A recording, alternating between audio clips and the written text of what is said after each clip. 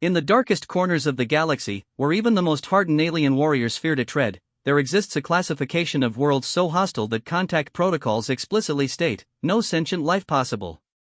These death worlds, with their crushing gravity, toxic atmospheres, and predatory ecosystems, serve as cosmic graveyards where hope itself goes to die.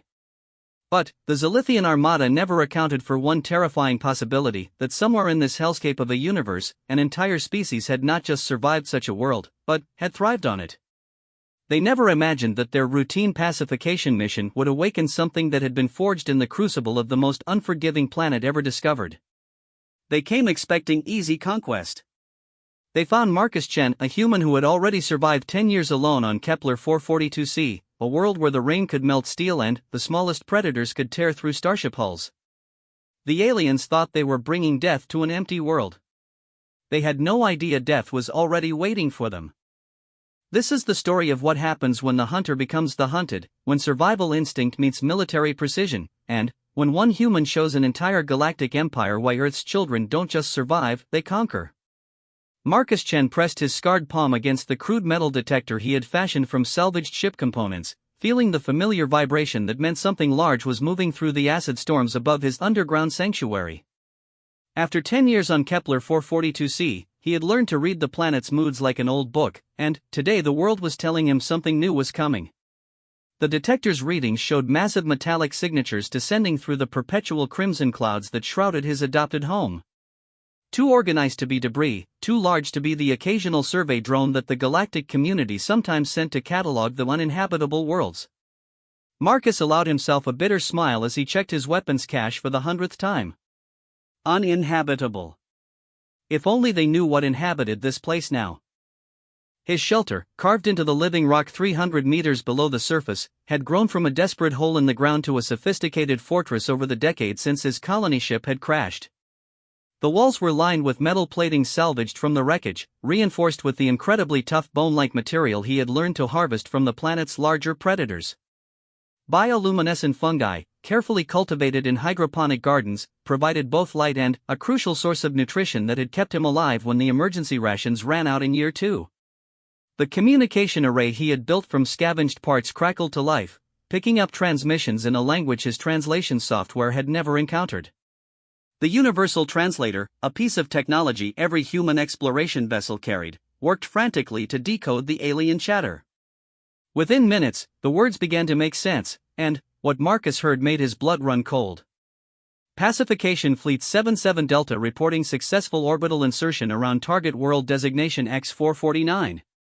Initial scans confirm no technological signatures. World appears dead as expected. Copy that, 77 Delta. Begin standard sterilization protocol. We want this rock cleaned and ready for mining operations within 1 solar cycle. Marcus felt something he had not experienced in years, the ice-cold clarity that came with knowing death was approaching. But this was not the random, chaotic danger of Kepler 442c's native threats. This was organized, intelligent, and utterly ruthless. These aliens, whoever they were, had come to strip mine his world, and they planned to sterilize it first. He moved through his fortress with practiced efficiency, activating systems he had hoped never to use. The sensor network he had spread across 50 square kilometers of the surrounding wasteland came online, feeding him data about the alien vessels now settling into positions around the planet. 12 ships, each roughly the size of a city block, bristling with what his salvaged military scanners identified as high-energy weapon systems. The years of solitude had changed Marcus in ways that went beyond the obvious scars and weathered skin. Where once he had been Dr. Marcus Chen, xenobiologist and colony specialist, now he was something harder, more focused. The planet had stripped away everything soft about him, leaving behind a creature perfectly adapted to survive in hell. And these aliens had just made the mistake of trying to take his hell away from him. His first glimpse of the enemy came through the surface cameras he had placed at strategic points around his territory. The aliens were tall, roughly humanoid but covered in what appeared to be natural chitinous armor. Their faces were hidden behind breathing apparatus that suggested their home atmosphere was different from both Earth's and Kepler 442c's toxic mixture. They moved with military precision, setting up equipment that Marcus's sensors identified as atmospheric processors and mining preparation gear. But it was their casual efficiency that told him everything he needed to know. They had done this before, many times. This was routine for them, the systematic destruction of worlds that might harbor life they deemed unworthy or inconvenient. Marcus had studied enough xenobiology to recognize the signs of a species that saw itself as the galaxy's rightful owners, with everything else merely resources to be exploited or obstacles to be removed. The first alien patrol passed within a kilometer of one of his hidden entrances, and Marcus got his first close look at their equipment. Advanced, certainly, but not invincible. Their weapons appeared to be energy-based, probably plasma or particle beam technology. Their armor looked impressive but showed the telltale signs of being designed more for protection against environmental hazards than against a determined opponent who knew the terrain. As night fell, though on Kepler 442c, night simply meant the storms became marginally less intense, Marcus began his preparations in earnest. The aliens had made camp in the relative shelter of a canyon system about 15 kilometers from his main base, obviously planning to begin their operations at first light. They had posted sentries, but Marcus could see they were watching for threats from above and from the obvious approaches. They had no idea that this world's greatest predator lived beneath their feet.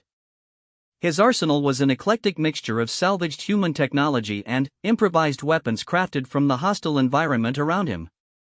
The rifle he carried had been standard issue for colony security forces, but the ammunition was his own creation, bullets filled with concentrated acid harvested from the planet's endemic flora, designed to eat through armor and keep burning long after impact. The explosive devices scattered throughout his equipment were equally hybrid, combining human engineering with the violently reactive compounds he had learned to extract from Kepler 442c's unique ecosystem. But his greatest advantage was not any weapon or tool. It was the simple fact that he understood this world in ways the aliens never could. He knew which rocks would crumble under sudden pressure, which caves connected to others through hidden passages, and which of the planet's creatures could be turned from predators into unwitting allies with the right combination of pheromone lures and careful positioning. The alien commander's final transmission of the day confirmed Marcus's worst fears: begin Phase 1 sterilization at dawn. I want every square meter of this sector scanned and cleansed before we move to mineral extraction. Command expects no complications from a dead world. A dead world. Marcus had to admire the irony. For 10 years, he had fought to prove that Kepler 442c was not dead, that life could find a way even in the most impossible circumstances. Now he would have to prove that this world was very much alive, and that some forms of life were more dangerous than others could possibly imagine. He spent the remaining hours of darkness moving through the tunnel system he had spent years expanding and reinforcing. Every few hundred meters, he placed carefully prepared surprises, devices that would turn the alien superior numbers and firepower into disadvantages in the confined spaces below ground. The surface battles would be important, but Marcus knew the real war would be fought in the darkness beneath the planet's skin, where he had spent 10 years learning to be the apex predator. As the first pale light of dawn began to filter through the storm clouds above, Marcus took his position in the highest of his hidden observation posts. The aliens were stirring in their camp, beginning the process that they expected would cleanse another world for their expansion. They had no way of knowing that their routine mission had just become something very different. The human colony ship that had crashed on Kepler 442c had been carrying detailed files on human military history, and, during the long lonely years, Marcus had studied those files extensively. He had learned about guerrilla warfare, about asymmetric tactics, and about what happened when an outnumbered force fought on its home ground with nothing left to lose. The aliens were about to get a very practical education in human military doctrine. And Marcus Chen, the last survivor of Kepler 442c, was going to be their teacher. The war for his world was about to begin, and, for the first time in 10 years, Marcus was no longer fighting just to survive. Now he was fighting to win. The first alien patrol died without ever knowing they were under attack. Marcus watched from his concealed position as the 4-member reconnaissance team made their way through the jagged terrain that surrounded their base camp. They moved with the confidence of soldiers who had never encountered real resistance on these cleansing missions, their attention focused on their scanning equipment rather than potential threats. Their mistake would be the first of many. The trap had been set 3 days earlier, during Marcus's preparation phase. A carefully placed pressure plate, connected to a device of his own creation, waited beneath a seemingly stable section of the mineral-crusted ground. When the lead alien stepped onto the concealed trigger, the reaction was instantaneous and devastating. The explosion was not the clean, contained blast of military ordnance. Instead, Marcus had weaponized one of Kepler 442c's most dangerous natural phenomena, the volatile interaction between the planet's endemic crystalline formations and its acidic atmosphere. The result was a chain reaction that sent superheated, corrosive fragments in every direction, turning the patrol's own advanced armor into a liability as the acid began eating through their protective systems. Through his scope, Marcus watched the aliens' disciplined formation disintegrate into chaos. Their communication systems crackled with panicked reports as they tried to understand what had happened. But Marcus was already moving, using tunnel systems they could never detect to position himself for the next phase of his attack. The second part of his trap was even more elegant. As the surviving aliens called for extraction and medical support, their rescue team flew directly into the path of Marcus's improvised surface-to-air missile. The device was crude by galactic standards, but it did not need to be sophisticated. It only needed to bring down the rescue craft, and the combination of human engineering and Kepler 442c's unique chemical properties proved more than adequate for the task. The alien commander's voice filled the communication frequencies, no longer calm and routine. Base 1 to all units. We have contact. Repeat, we have hostile contact on target world. This is not a dead planet. Marcus allowed himself a grim smile as he monitored their increasingly frantic communications. They were learning, but they were learning too slowly. The aliens had spent so many years as the galaxy's dominant species that they had forgotten how to respond when something fought back with intelligence and determination. The response came within hours. 2 more ships descended from orbit, deploying what Marcus's sensors identified as heavy combat units. These new arrivals were different from the initial survey teams, larger, more heavily armed, and clearly designed for serious military action. But they were still operating under the assumption that they faced a conventional threat, something that could be overwhelmed with superior firepower and numbers. They were wrong. Marcus had spent the intervening time preparing his next surprise, and, as the alien reinforcements established a landing zone in the same canyon system their advance teams had used, they walked directly into the culmination of 10 years of survival engineering. The human had not simply learned to live on Kepler 442c, he had learned to make the planet itself into a weapon. The mining charges he had improvised from salvaged colony equipment and the planet's natural explosive compounds had been placed with surgical precision throughout the canyon walls. When the alien forces had committed their full strength to the landing zone, Marcus triggered the largest controlled avalanche in Kepler 442c's recorded history. Millions of tons of rock, metal ore, and crystalline formations came crashing down on the alien position. But this was not merely a crushing weight. The disturbed mineral deposits released clouds of caustic vapor that turned the canyon into a chemical weapons laboratory. The aliens' advanced breathing systems, designed for routine atmospheric differences, were completely inadequate against the concentrated toxins that Marcus had learned to live with daily. The carnage was absolute. Of the 120 aliens who had landed in the canyon, fewer than 20 managed to escape the trap alive, and most of those were badly injured by the corrosive atmosphere and crushing debris. Their equipment, designed for routine planetary operations, was completely inadequate for the hostile environment Marcus had turned against them. But the human was not finished. As the survivors struggled to reach safety, they found their escape routes blocked by carefully placed obstacles and their communication with their orbital vessels jammed by devices Marcus had constructed from the wreckage of his own ship. They were cut off, isolated, and fighting for survival on a world that seemed actively malevolent. This was exactly where Marcus wanted them. The next phase of his campaign began immediately. Using the tunnel network he had spent years perfecting, Marcus began a systematic hunt for the remaining aliens. He struck without warning, using weapons that combined human ingenuity with the deadly resources of Kepler 442c. His bullets not only pierced their armor but delivered payloads of concentrated acid that continued burning long after the initial impact.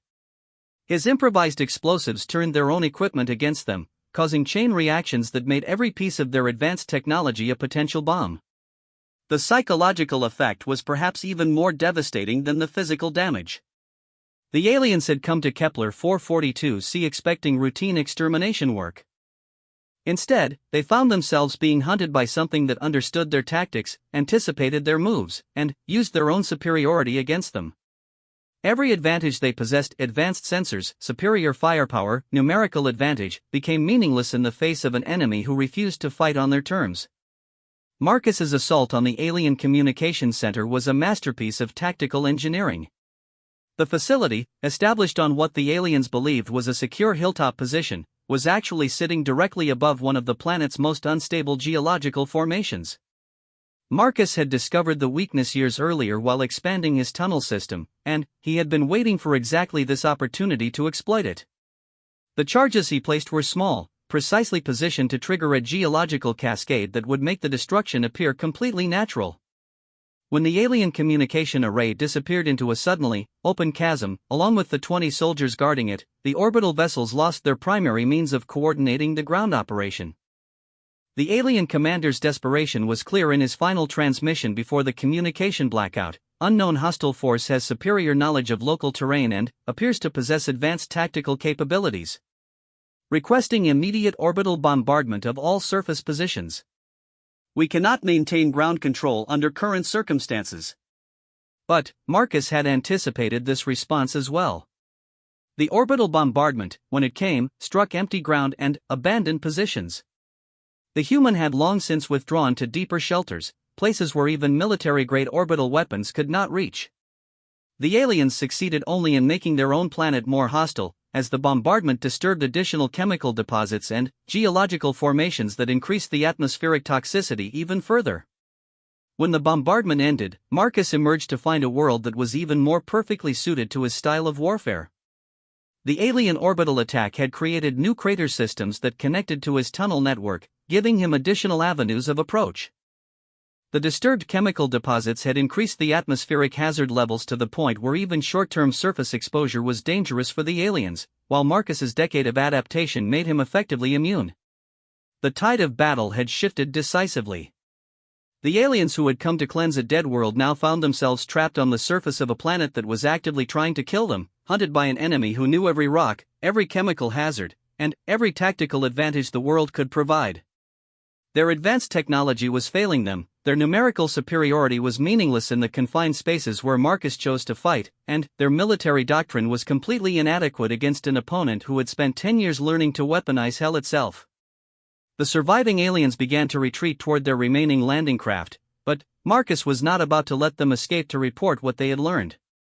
The final phase of his defensive campaign was about to begin, and it would determine whether Kepler 442c remained his sanctuary or became a beacon calling other alien forces to finish what this expedition had started. The stakes had never been higher, but Marcusjan had never been more ready for what was coming.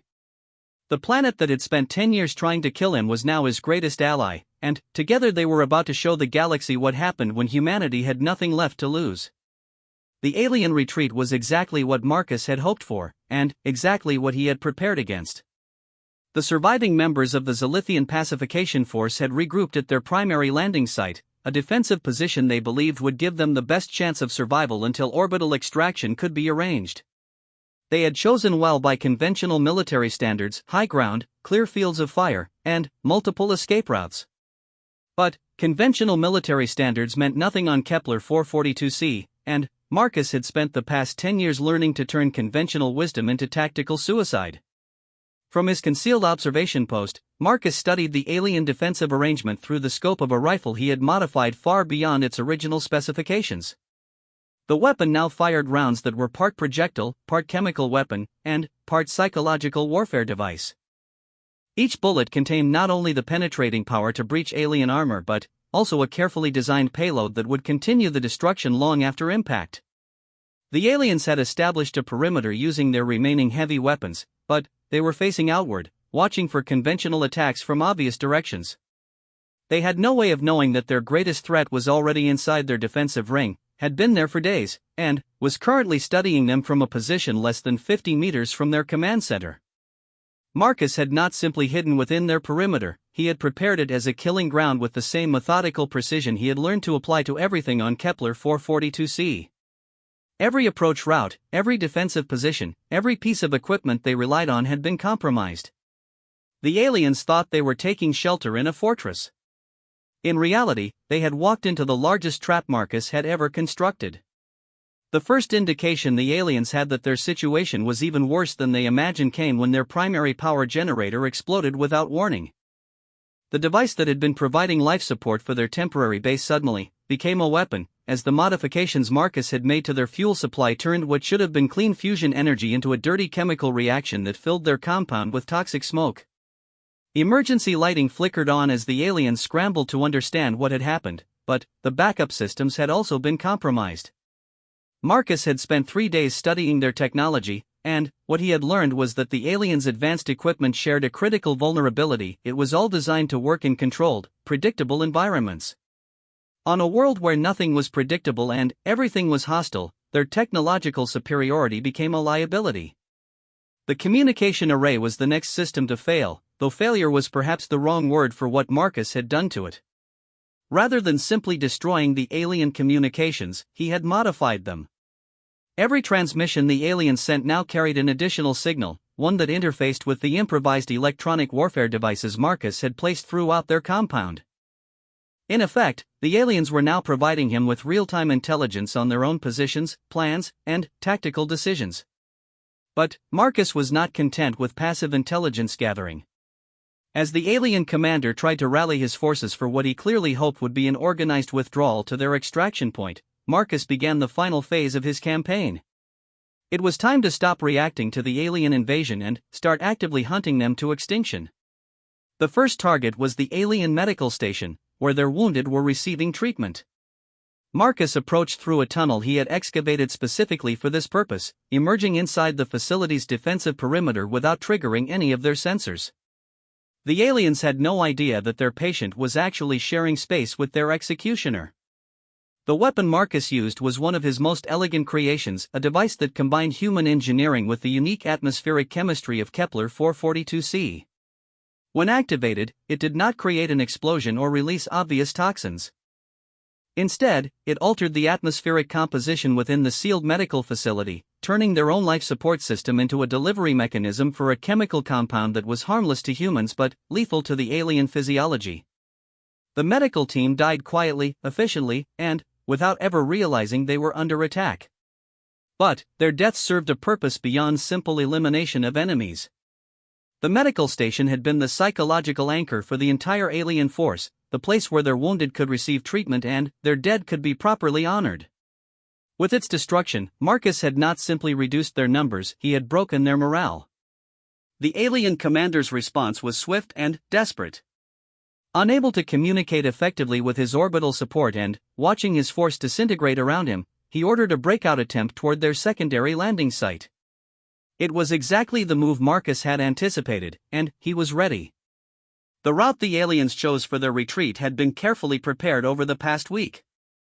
What appeared to be the safest path through the rocky terrain was actually a carefully constructed killing field, with every piece of cover, every apparent shelter, and every defensive position pre-targeted and booby-trapped. As the alien force began their withdrawal, they were not escaping, they were walking deeper into Marcus's web.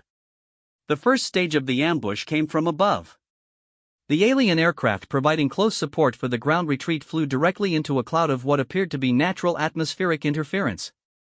In reality, Marcus had released a carefully prepared mixture of Kepler-442c's endemic chemical compounds, creating an airborne environment that was devastating to both the aliens' breathing apparatus and their aircraft's electronic systems.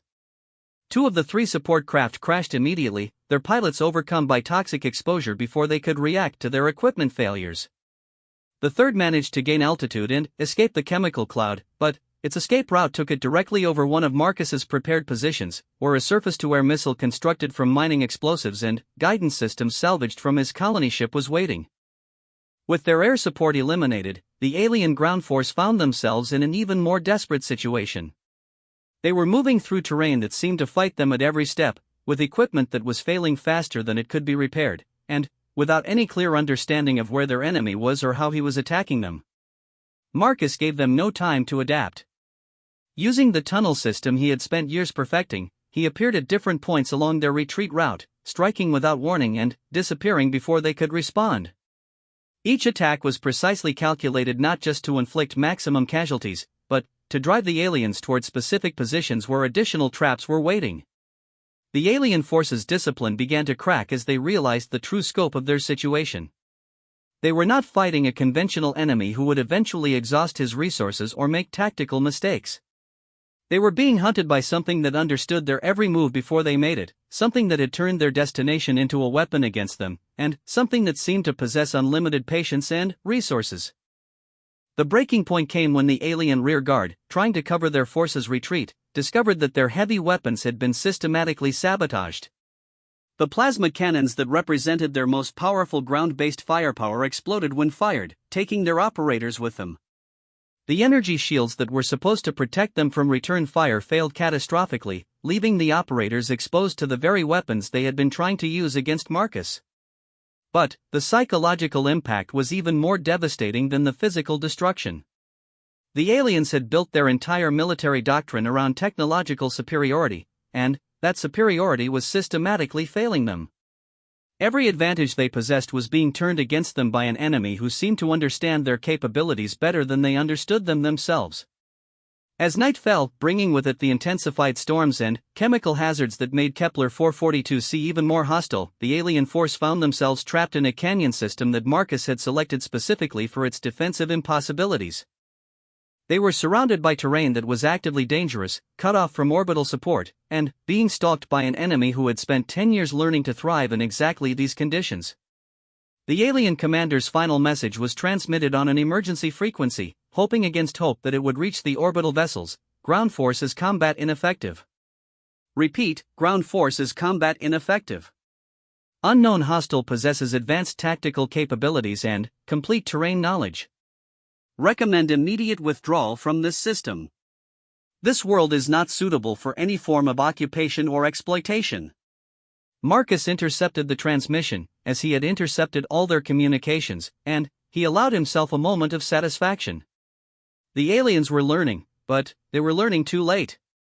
There would be no withdrawal, no orbital extraction, and no warning sent to other alien forces about what they had encountered on Kepler 442c. The final phase of the battle was about to begin, and, when it was over, Marcus Chen would have proven something that would echo throughout the galaxy, that humanity's children did not simply survive impossible worlds. They conquered them, and they defended them against all comers. The hunt was almost over, but the war for his world would soon expand beyond anything Marcus had originally imagined. The systematic elimination of the remaining Zilithian forces took Marcus 3 days of methodical hunting, but it felt like a lifetime of calculated vengeance. The alien survivors had dispersed throughout the canyon system in small groups, abandoning their military formation in favor of simple survival tactics. It was a reasonable decision under the circumstances, but it played directly into Marcus's strengths. For 10 years, he had been the apex predator on a world where everything else was trying to kill him, and small groups of separated prey were exactly what he was designed to hunt. The first group he tracked consisted of 5 aliens who had taken shelter in what they believed was a natural cave system. They had chosen their hiding place well by any reasonable standard. The cave provided protection from the hostile atmosphere, had multiple exit routes, and was defensible against conventional attack. But Marcus had been inside this particular cave system many times over the past decade, and he knew secrets about it that no casual observation could reveal. The cave was home to one of Kepler 442c's more interesting endemic species, a creature Marcus had designated as a crystalline boring worm. The organisms were typically dormant during the day, but they became extremely active when exposed to the electromagnetic signatures produced by advanced technology. The aliens' equipment, which they desperately needed for survival, was essentially a dinner bell for creatures that could chew through starship hull plating. Marcus did not need to attack the alien hiding place directly. He simply positioned himself at the cave's primary exit and waited. When the boring worms awakened and began their feeding frenzy, the aliens had exactly 2 choices: face the creatures or face him. Either way, they would not be leaving the cave system alive. The screaming lasted for nearly an hour, echoing through the tunnels Marcus knew so well. When it finally stopped, he entered the cave to retrieve any useful equipment and to confirm that another piece of the alien invasion force had been permanently eliminated. The boring worms had done their work with characteristic efficiency, leaving behind only the heavily damaged remains of advanced technology and the kind of organic debris that would serve as fertilizer for the cave's unique ecosystem. The second group proved more challenging, primarily because they had abandoned most of their technology in favor of basic survival gear. 3 aliens had found shelter in a thermal vent system, using the natural heat to compensate for their failing life support systems. They were barely surviving, but they were surviving, and Marcus had learned to respect any creature that could adapt to Kepler 442c's hostility. But adaptation was Marcus's specialty, and he had advantages the aliens could not match. Where they saw a temporary shelter, he saw an opportunity to demonstrate one of the more elegant applications of chemistry he had developed during his decade of solitude. The thermal vent system was connected to a network of underground chambers filled with mineral deposits that became highly volatile when exposed to certain catalytic compounds. The device Marcus deployed was simple in concept but devastating in execution.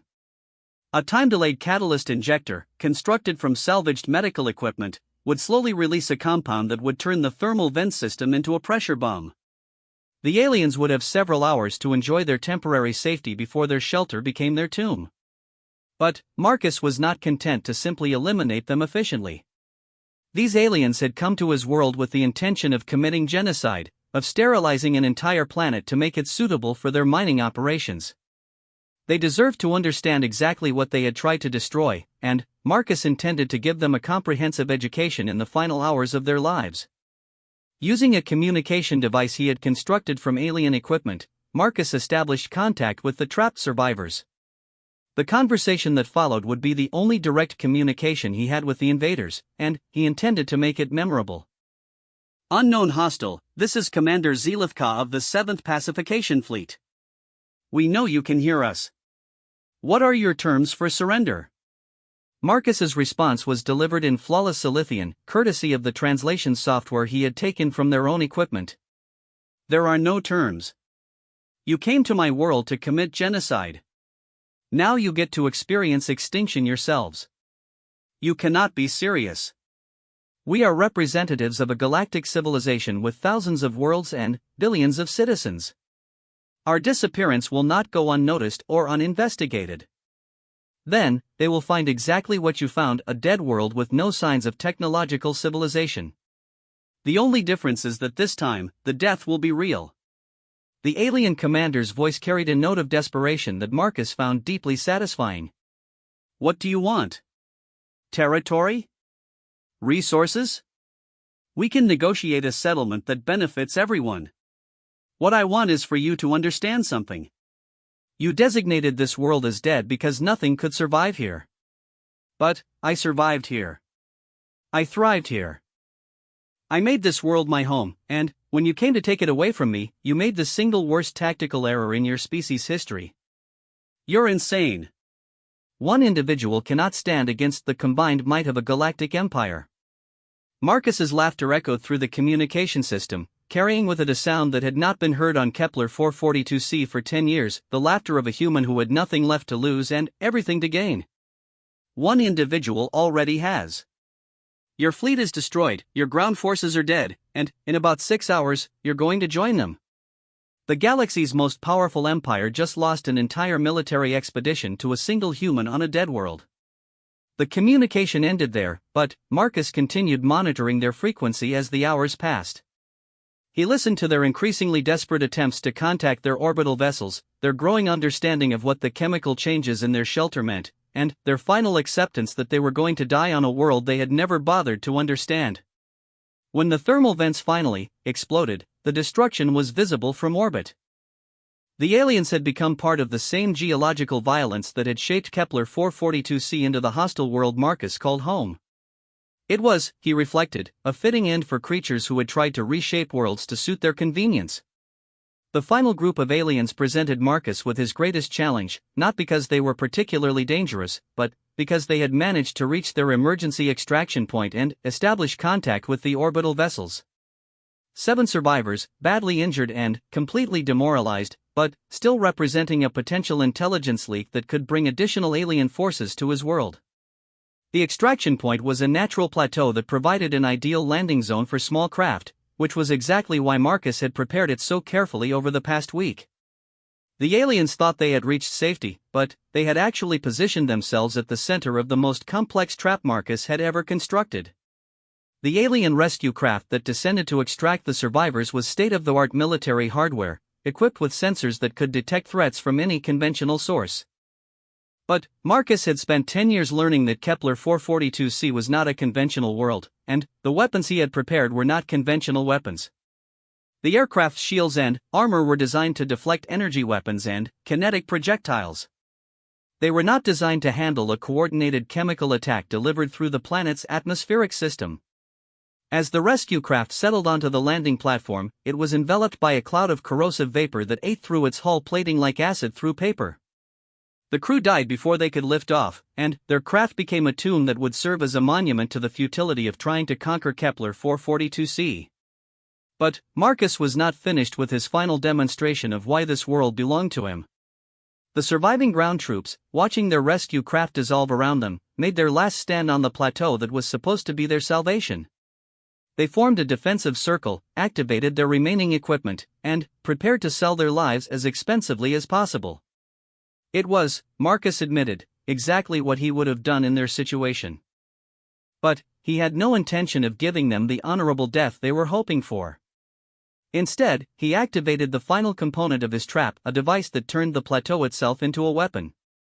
The seemingly stable ground beneath their feet was actually a carefully engineered geological structure, supported by charges that Marcus could detonate remotely. When the plateau collapsed, it took the final remnants of the alien invasion force with it, burying them beneath millions of tons of rock and metal ore. The destruction was total, absolute, and final. There would be no survivors, no witnesses, and no evidence that the Zilithian 7th Pacification Fleet had ever encountered resistance on the Deadworld designated X-449. As silence settled over Kepler 442c once again, Marcus stood among the wreckage of the most powerful military force his world had ever seen, and he realized that something fundamental had changed. He was no longer simply a survivor fighting to stay alive on a hostile world. He had become something new, something that the galaxy had never encountered before, a human who had learned to weaponize hell itself. The orbital vessels were still out there, and eventually they would send additional forces to investigate what had happened to their invasion fleet. But Marcus was no longer worried about surviving their arrival. He was looking forward to it. The war for Kepler 442c was over, but the war for human survival in a hostile galaxy was just beginning.